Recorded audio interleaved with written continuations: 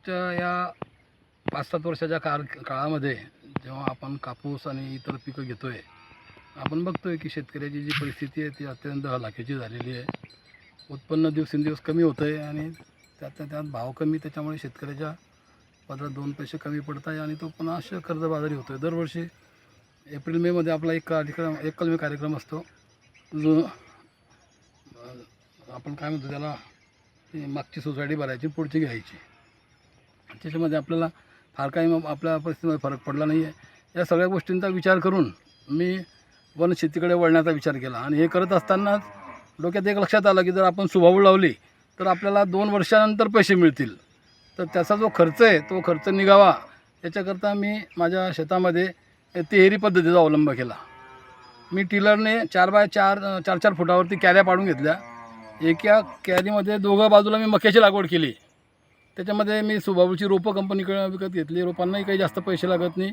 2.5 ते 3 रुपयामध्ये एक रोप मिळतं आणि त्या रोपाची मी 2-2 फुटावरती लागवड केली.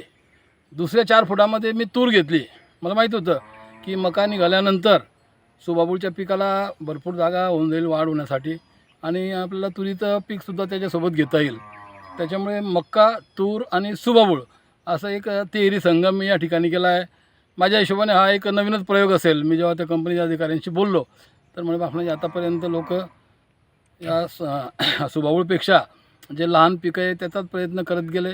तर मी पहिल्यांदा मक्यामध्ये सुभाबूळची लागवड केलेली आहे आणि आज माझ्या हिशोबाने तरी त्याची चांगली वाढ झालेली आहे. तर मला असं वाटायचं की बा मका सुभाबूळला दामून देईल, परंतु दोघांची एकमेकांची स्पर्धा चालू आहे आणि दोघं पिकं जवळजवळ एक बरोबरीनेच वाढत आहेत. त्याच्यामुळे भविष्यामध्ये 2 पैसे निश्चितच या पिकांमध्ये मला मिळतील असं मला वाटतं. हे होऊन जाईल.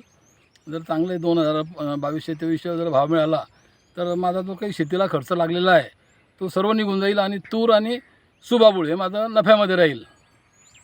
वास्तविक बघितलं तर आता जे के पेपरने सुभाबूळचे, निलगिरीचे सगळ्यांचे भाव वाढवून दिले. सुभाबूळला आता सध्या स्थितीमध्ये 4300 रुपये टनाचा भाव मिळतो आणि एका एकरमध्ये आपण 30 क्विंटल जर उत्पादन धरलं, कारण की एवढं उत्पादन येतंच, तर आपल्याला 1.25 लाख रुपये 2 वर्षापर्यंत मिळतात. म्हणजे एका वर्षाला 60,000 रुपये.